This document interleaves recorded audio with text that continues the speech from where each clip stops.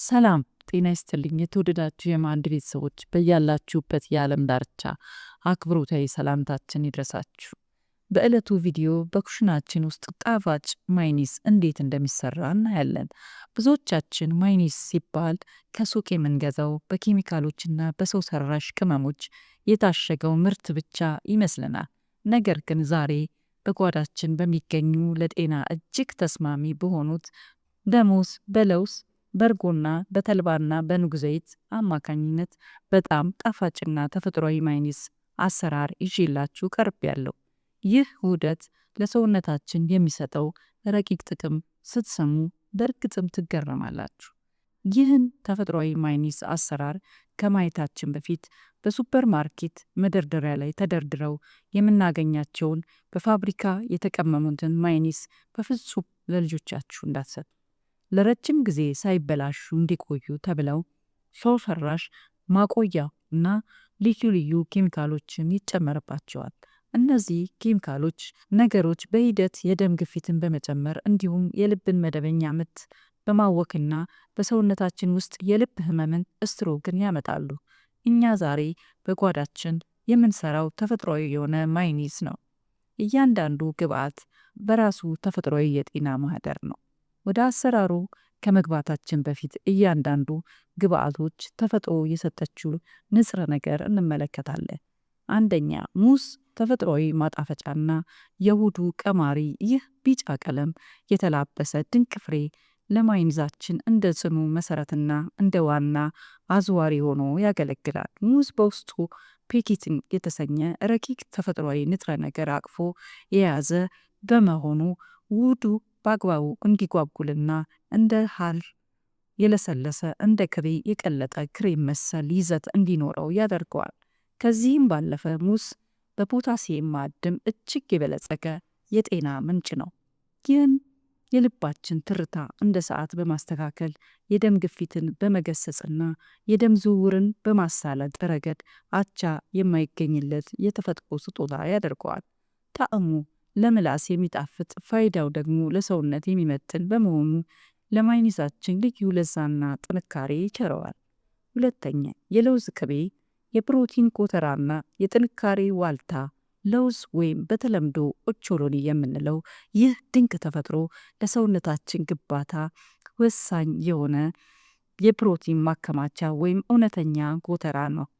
የለውዝ ቅቤን በዚህ ውህድ ውስጥ ስናካትት ማይኒዝ በምላስ ላይ የሚቀልጥ ልዩ የሆነ የጥፍጥና ለዛ፣ የማይረሳ መዓዛ እንዲኖረው ያደርገዋል። ከዚህም በላይ የለውዝ ቅቤ ሞኖ አስቹራይትድ የተሰኙ ለልብ ተስማሚና ጤናማ የሆኑ የህይወት ዘይዶችን በውስጡ አፍኖ ይዟል። እነዚህን ንጥረ ነገሮች ለቆዳችን ለለምለምነቱ፣ ለሐር መሰል ልስላሴ፣ ለአእምሯችን ብሩህነት፣ ለህሊናችን ንቃት እንደ ነዳጅ የሚያገለግሉ ሰውነትን ከውስጡ የሚያድሱ የተፈጥሮ በረከቶች ናቸው። ሶስተኛ እርጎ የሆድ ዕቃ ሰላም አስከባሪ የጤና ተአምር። እርጎ ለማይኒዛችን የሐር መሰል ልስላሴና ቀለል ያለ ቅልጥፍናን ከመስጠቱን ባሻገር የጣዕም ሚዛኑን በማስተካከል ረገድ እንደ ዋነኛ ማጣፈጫ ያገለግላል። ነገር ግን ከጣዕም በስተጀርባ ያለው ትልቁ ምስጢር ፕሮባዮቲክስ የተሰኙትን ህያው የጤና ዘበኞች አቅፎ መያዙ ነው። እነዚህ ረቂቅ ጠቃሚ ባክቴሪያዎችን በሆድ ዕቃዎች ውስጥ የሚገኙትን ጎጂ ኃይሎች በጽናት በመመከት የአንጀታችን ጤናችን ይታደጋሉ። የምግብ መፈጨት ስርዓታችንንም እንደ ሰዓት የተቃኘ የተስተካከለ ሰላማዊ እንዲሆን ያደርጉታል። እርጎን በዚህ ውህድ ውስጥ መጨመር ማለት ለሆድ ዕቃችን ዘላቂ ሰላምን፣ እረፍትን መጋበዝ ማለት ነው። አራተኛ የተፈጨ ተልባ የኢትዮጵያ ወርቅና የሆድ ማሰሪያ። ተልባ የኢትዮጵያ ምድር ያበረከተችልን ንጹህና ድንቅ የወርቅ እህል ነው። ኦሜጋ 3 የተሰኘው እጅግ ተፈላጊና ውድ የሆነ የህይወት ቅባት ፋቲ አሲድ በማከማቸት ረገድ ከተፈጥሮ ጸጋዎች ሁሉ ቀዳሚውን የላቀው ስፍራ ይይዛል። ተልባው በሚገባ ተፈጭቶ ከሌሎች ግብአቶች ጋር ሲቀላቀል የሚያወጣው ያ ለየት ያለ ጣጭና ሙጫ መሰል ተፈጥሮ ማይኒዛችን በአንድነት ተሳስሮ ወፍሮና ላይን ማራኪ ሆኖ እንዲቆይ የሚያደርግ ዋነኛ ማሰሪያ ወይም ዋልታ ነው። ይህ በጤና ረገድ ሲታይ ደግሞ ለልባችን ጤናማ ትርታና ለደም ስሮቻችን የመለጠጥ ጥንካሬ እጅግ ወሳኝ የሆነ ተፈጥሯዊ ስንቅ ነው። ተልባን መጠቀም ማለት የልብን ደጅ በጤና መቆለፍ ማለት ነው። አምስተኛ የኑግ ዘይት የኢትዮጵያ ኩራትና የጤና አዝማሪ። የኑግ ዘይት የሀገራችን ትልቅ መለያ፣ የጥንት አባቶቻችንና እናቶቻችን የጤና ማህደር ነው። ይህ ዘይት ከማንኛውም አይነት መጥፎ ኮሌስትሮል የጸዳና በቫይታሚን ኢ እጅግ የበለጸገ በመሆኑ ለሰውነት መታደስና ለጤና መጠበቅ ወሳኝ ሚና ይጫወታል። ለማንኛውም ማዮኔዝ አሰራር ዘይት እንደ ደም አስፈላጊ እና ወሳኝ ግብዓት ቢሆንም እኛ ግን ከውጭ በሚመጡና ኬሚካል በሚበዛባቸው የሱፍ ዘይቶች ፋንታ በመዓዛው በሚማርከውና በጤናማነቱ ወደር በማይገኝለት በራሳችን የኑግ ዘይት ተክተነዋል። ይህ ዘይት ውህዱን ይበልጥ በማለስለስና እንዲቀላጠፍ ከማድረጉም በላይ ለማዮኔዛችን ልዩ የሆነ ጥልቅ ጣዕም፣ ክብረ መዓዛን ይቸረዋል። ይህ ማዮኔዝ በሰውነታችን ውስጥ የሚያከናውናቸው ተአምራት በርካታ ናቸው። እስኪ በዝርዝር እንያቸው። አንደኛ የልብና የደም ዝውውር ጤና። በተልባና በኑግ ዘይት ውስጥ ያለው ኦሜጋ 3 የደም ስሮችን በማለስለስ ደም ያለምንም እንቅፋት እንዲዘዋወር ይረዳዋል። ይህ ደግሞ ለደም ግፊትና ለድንገተኛ የልብ ህመም ተጋላጭነት ይቀንሳል። ሁለተኛ ለአንጎል ብስለት፣ ለማስታወስ ችሎታ። በለውዝ ቅቤ ውስጥ ያሉት ጤናማ ቅባቶች ለአንጎል ሴሎች ግንባታ ወሳኝ ናቸው። በተለይ ለተማሪዎችና ለአእምሮ ስራ ለሚበዛባቸው ሰዎች ይህ ማዮኔዝ ታላቅ የኃይል ምንጭ ነው። ሶስተኛ ለምግብ መፈጨትና ለአንጀት ጤና። የእርጎን ፕሮባዮቲክስ የተባለው ፋይበር ተዳምረው የሆድ ድርቀትን ያስወግዳሉ። አንጀታችን ምግብ በአግባቡ እንዲመጥና ቆሻሻን በቀላሉ እንዲያስወግድ ያግዛሉ። አራተኛ ለቆዳ ውበት፣ ለፀጉር ጥንካሬ። በኑግ ዘይትና በሙዝ ውስጥ የሚገኙት ቫይታሚኖች ኤ፣ ሲ፣ ኢ ቆዳችን እንዲያበራና የዕድሜ መሸብሸብ ምልክቶች እንዳይታዩ ይከላከላሉ። ይህም ማዮኔዝ መመገብ ከውስጥ ወደ ውጭ የሚፈነጥቅ ውበት ይሰጣል። አምስተኛ በሽታም የመከላከል አቅም ወይም ኢሚኒቲ።